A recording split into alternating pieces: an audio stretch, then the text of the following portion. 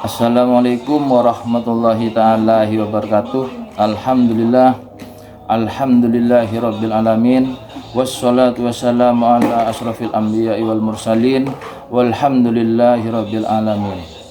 Oke, pada kesempatan hari ini marilah kita bersama-sama untuk menonton ceramahnya Syekh Ali Jabir, yang mana di dalam ceramahnya beliau berceramah tentang keistimewaan ataupun manfaat dari surah Al-Fatihah, yang mana beliau menerangkan dengan sangat mendetailnya. Maka dari itu, untuk teman-teman semuanya, mari kita menonton bersama-sama ceramahnya Syekh Ali Jabir. Cuman sebelum kita menontonnya, yuk bagi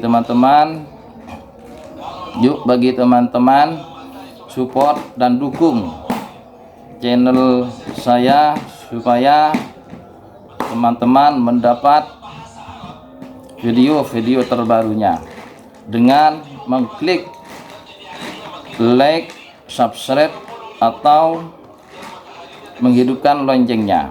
Oke, demikian dari saya. Yuk kita bersama-sama untuk menonton ceramahnya Syekh Ali Jabir. Supaya tidak gagal paham, teman-teman tonton mulai awal sampai habis. Oke, terima kasih.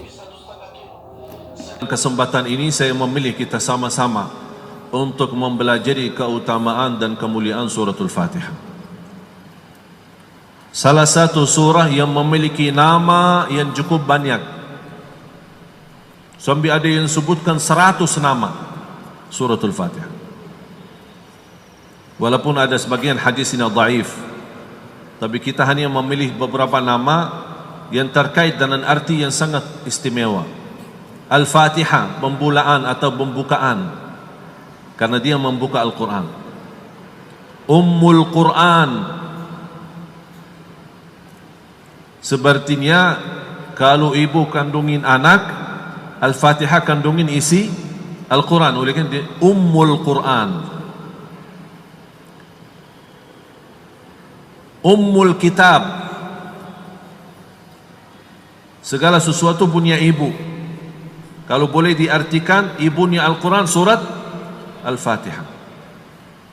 Dinamakan Asy-Syafiyah, penyembuh.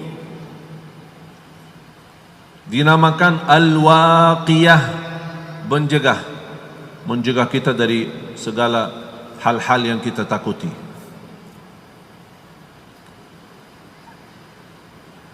Termasuk juga salah satu namanya Ar-Raqiyah, obat, ruqyah. Dan itu terjadi di zaman Rasulullah SAW. Ada seorang kepala desa kena sakit. Ketika Abu Musa al-Ash'ari radhiyallahu an beserta rombongan sahabat melewati kampung itu, kemudian dilaporkan, mereka tahu ini sahabat Rasul, dilaporkan ini kepala desa kita lagi sakit.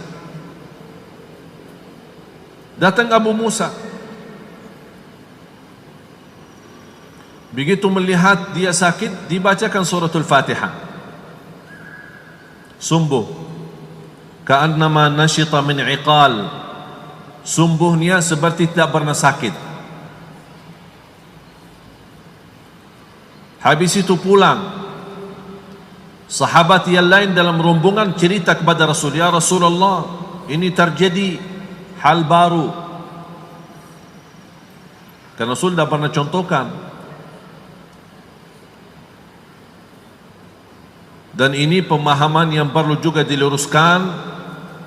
Kelompok yang berkata segala hal yang tidak dicontohkan oleh Rasul tidak boleh diamalkan, itu juga salah.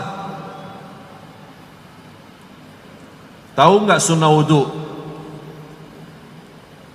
Sunnah wudu tahu? Sunnah siapa? Sunnah wudu. Sunnah wudu, asal sunnah ini asal dari siapa? Sayyidina Bilal. Baru Rasulullah SAW tahu Berarti Bilal radhiyallahu anhu laku bid'ah karena dah dicontohkan oleh Rasul. Justru Rasul bergembira berilaku kebaikan Bilal, dan Rasulullah SAW, ayo Bilal teruskan membenarkan. Dan ini pemahaman yang perlu kita luruskan. Bukan semua hal yang harus dicontohkan. Asal hal itu sudah ada dasar, walaupun beda pemahaman boleh diamalkan. Tak bisa kita sembarangan berkata bid'ah. Hati-hati dengan ucapan bid'ah itu. Tidak sembarangan. Kalau kita sudah berani berkata bid'ah, berarti kita berkata Allah tidak pernah berkata ini dan Rasul tidak pernah berkata ini.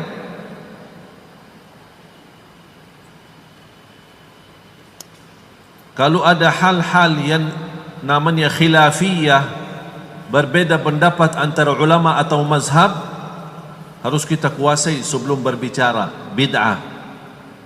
Harus kita faham.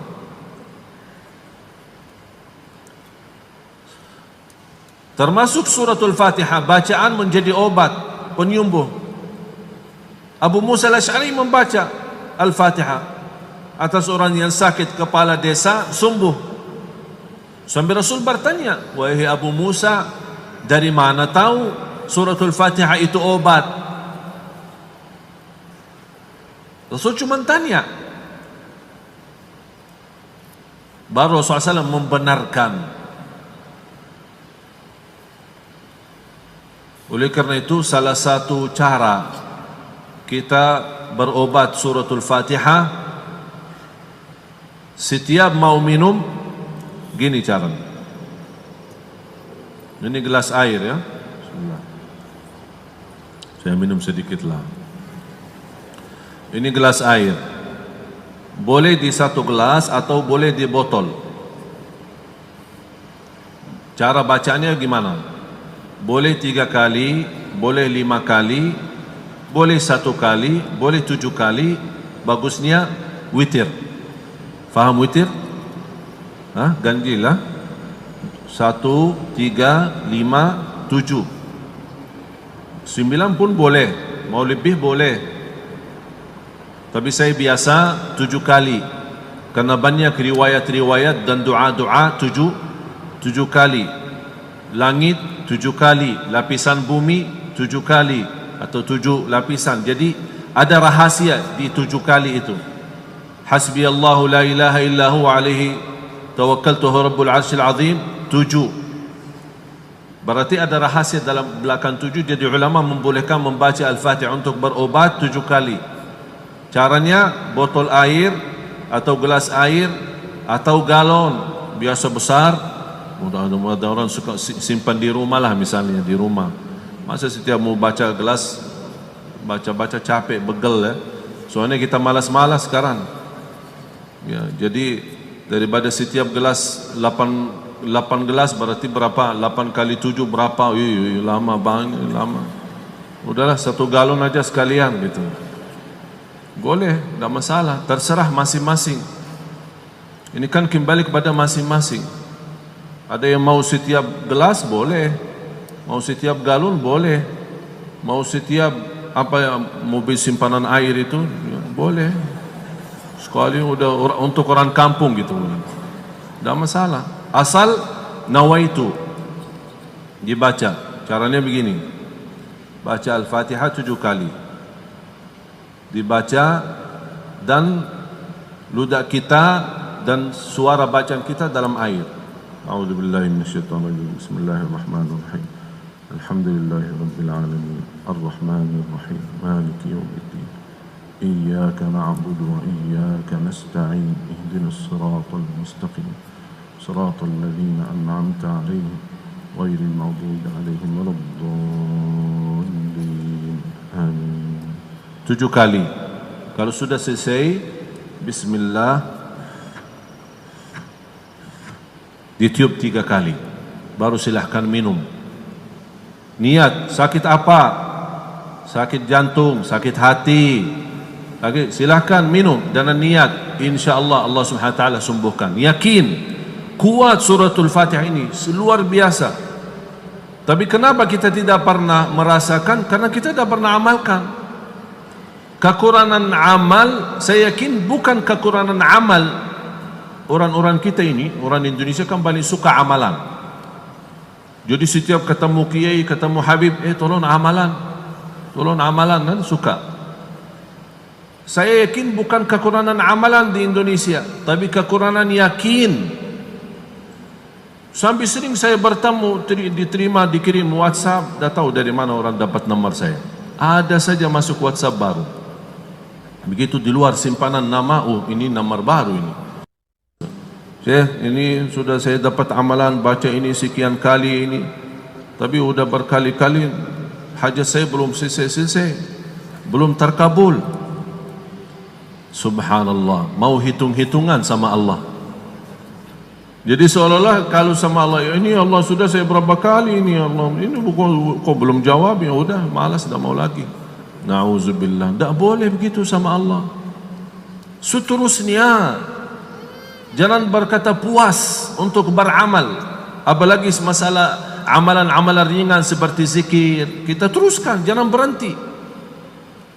Seperti surat Al-Fatihah sebagaimana saya gambarkan tadi, baca. Ini kan kita butuh untuk melindungi batin kita, hati kita, masalah kesakitan batin, masalah kesakitan hati, masalah kesakitan dalam tubuh badan kita. Ini semua obat. Allah memberikan yang teristimewa untuk kita semua. Tapi sayang sekali umat Islam malas. Wala haula wala quwwata illa billah. Sampai Rasulullah SAW bersabda ketika turunnya suratul Fatihah, Allah subhanahu wa ta'ala menurunkan malaikat dari langit yang keempat. Tidak pernah turun malaikat itu sebelumnya tidak pernah turun. Pertama kali turun ke bumi bersama malaikat Jibril dan membawakan suratul Fatihah dengan cahaya. Sampai Rasulullah SAW bersabda, Al-Fatihah, ayat Al-Kursi dan 3 ayat terakhir suratul Baqarah, nur, cahaya dari Allah subhanahu wa ta'ala.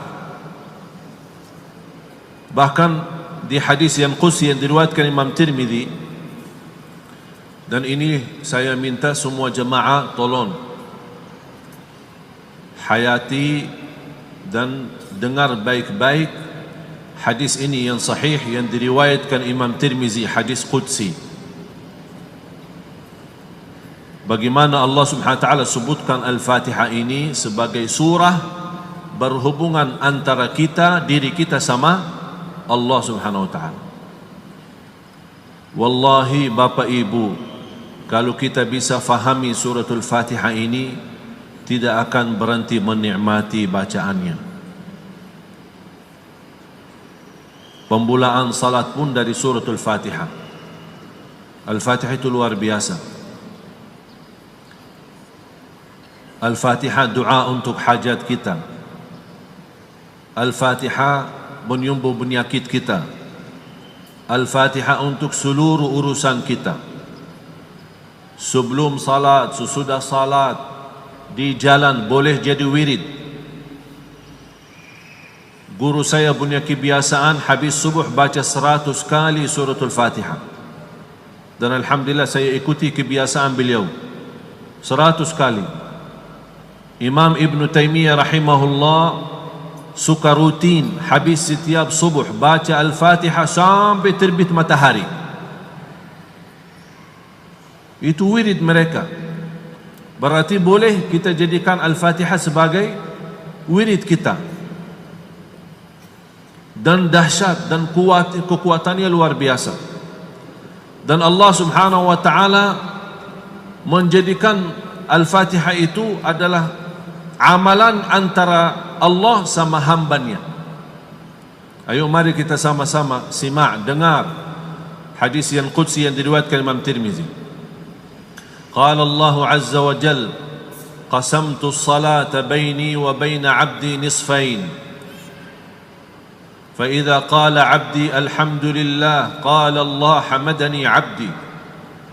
وإذا قال العبد الرحمن الرحيم قال الله مجدني عبدي وإذا قال العبد مالك يوم الدين قال الله أثنى علي عبدي وإذا قرأ العبد إياك نعبد وإياك نستعين قال الله هذا بيني وبين عبدي ولعبدي ما سأل اهدنا الصراط المستقيم هذا لعبدي صراط الذين أنعمت عليهم هذا لعبدي غير المغضوب عليهم ولا الضالين هذا لعبدي آمين. Artinya Allahumma astajib. Qala Allah hadza li'abdi wa qad istajabt. Hadis sahih diriwayatkan Imam Tirmizi, hadis qudsi. Kata Allah Subhanahu wa taala, aku membagikan Al-Fatihah dua bagian, antaraku dan hambaku.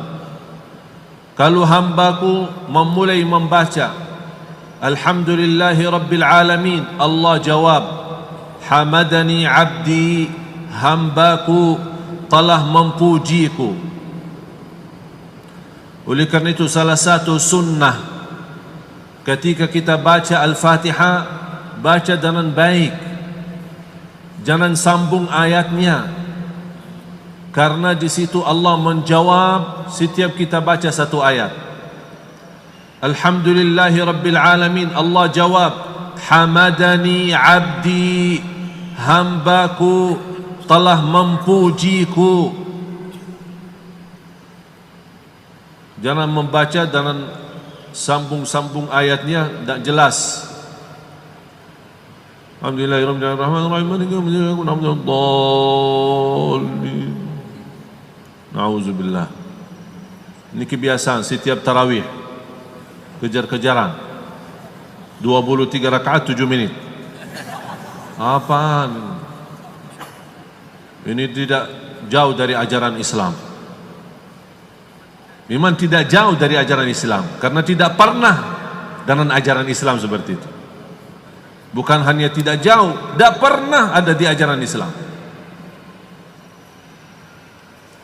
Jadi dibaca Al-Fatihah dengan baik, nikmati, karena kita lagi berbicara dengan Allah.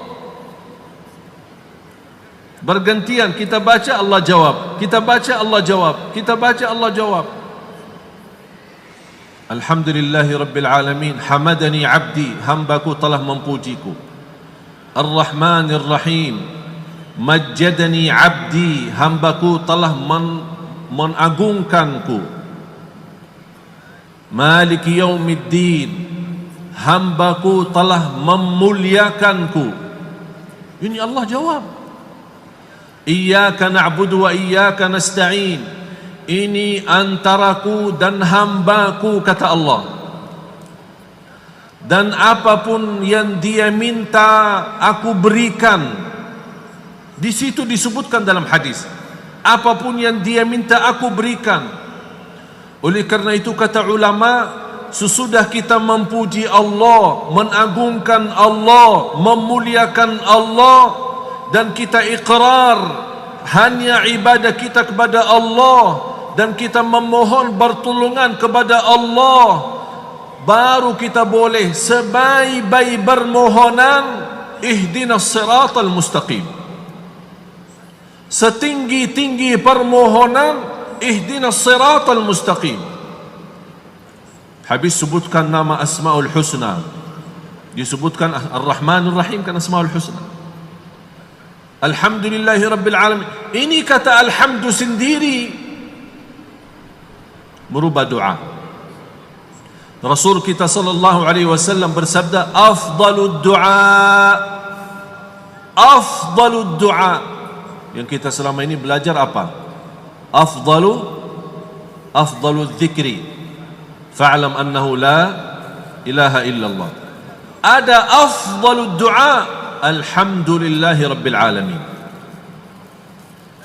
Dan di dalam suratul Fatihah terkumpul dua doa.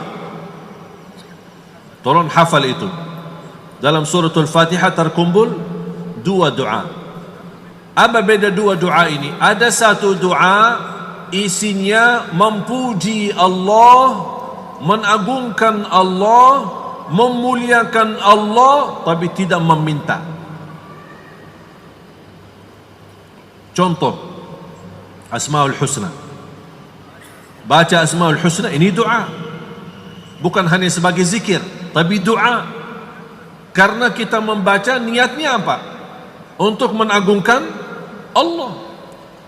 Tapi tidak minta apa-apa. Atau bisa misal ya dzal jalali wal ikram, bisa jadi wirid ya dzal jalali wal ikram, ya dzal jalali wal ikram, ya dzal jalali wal ikram, ya hayyu ya qayyum, ya hayyu ya qayyum. Boleh. Ini termasuk membaca Asmaul Husna dengan niat menagungkan, memuliakan, memuji Allah. Itu sendiri namanya doa, walaupun tidak ada isi meminta sesuatu. Ini yang dinamakan dalam artian doa ibadah. Doa ibadah. Doa yang kedua, doa mas'alah. Apa itu doa mas'alah? Yang isinya meminta. Ada sesuatu yang diminta.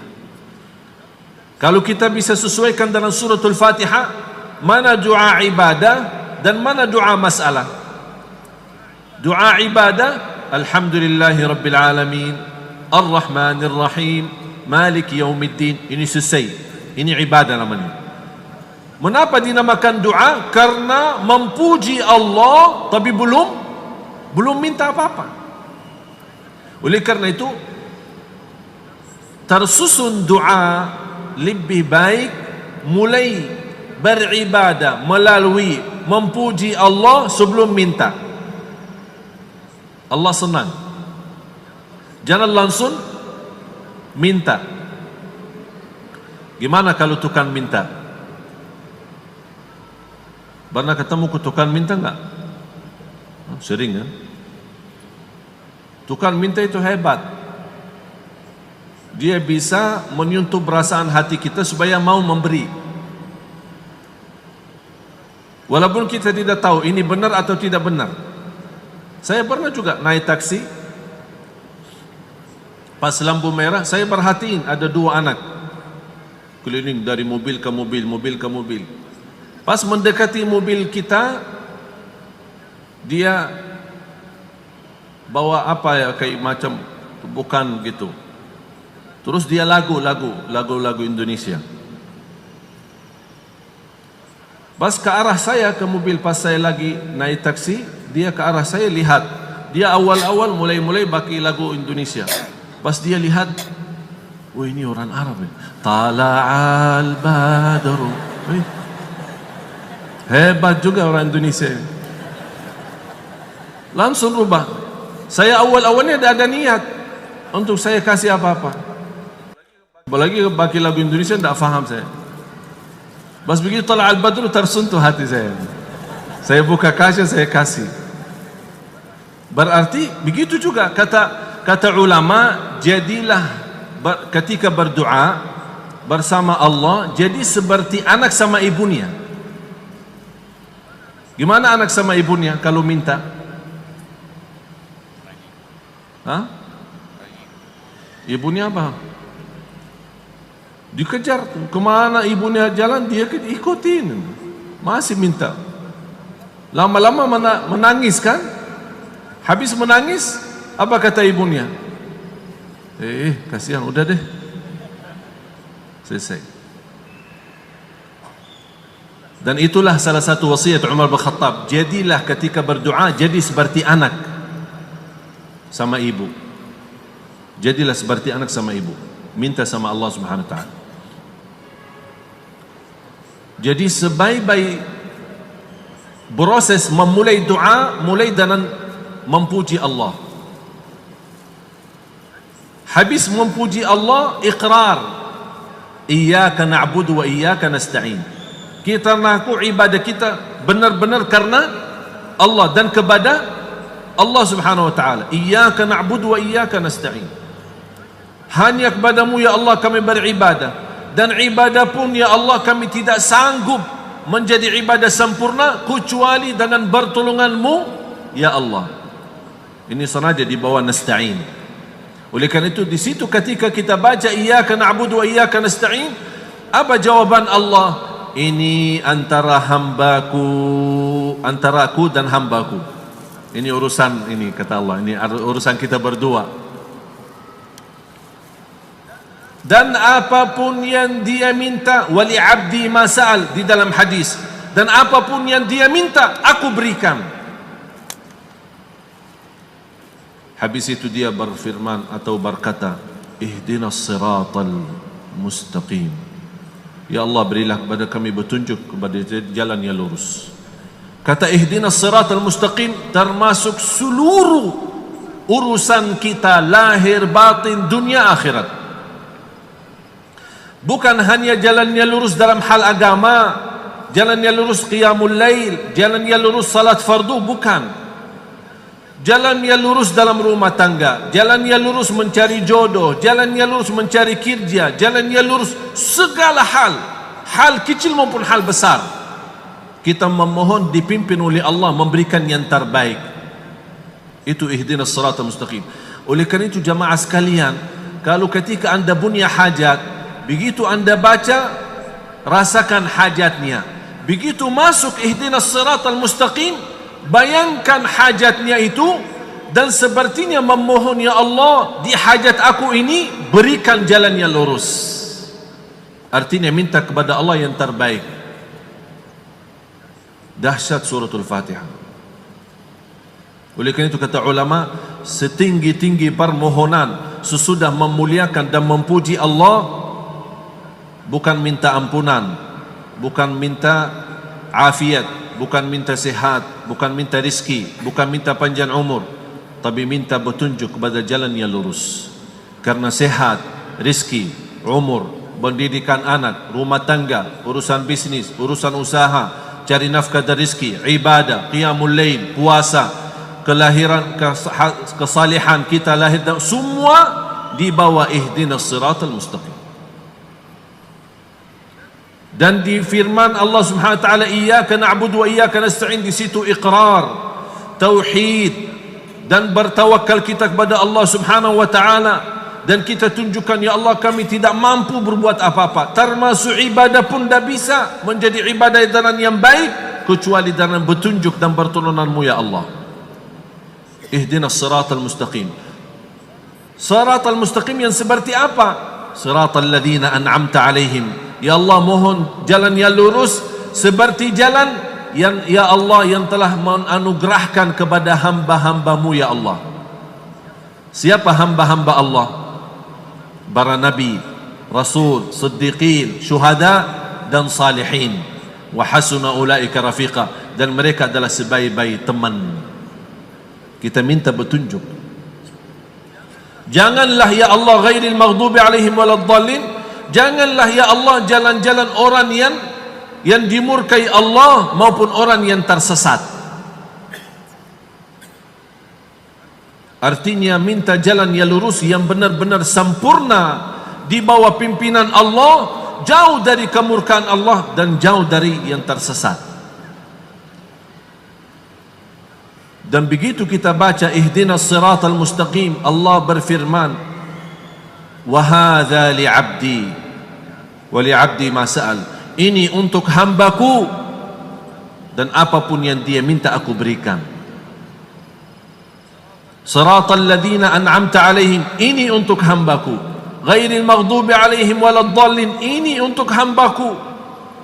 Begitu kita baca amin, artinya Allahumma stajib, ya Allah terimalah permohonan.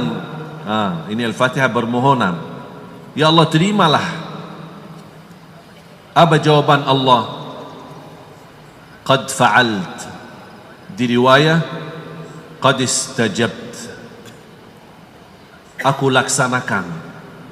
Di riwayat aku terima. Berarti amin ini stempelnya. Kalau ada surat ada stempel bisa diterima. Ada permohonan datang dari mana gitu surat ini, oh mana stempelnya, mana tanda tangannya, tidak ada, tidak bisa saya terima. Ini stempelnya Al-Fatihah. Amin. Oke, berakhir sudah ceramah dari guru besar kita yaitu Syekh Ali Jaber. Semoga membawa berkah dan juga membawa hikmah atau manfaat kepada kita dan juga untuk teman-teman semuanya. Amin amin ya rabbal alamin. Wassalamualaikum warahmatullahi taala wabarakatuh.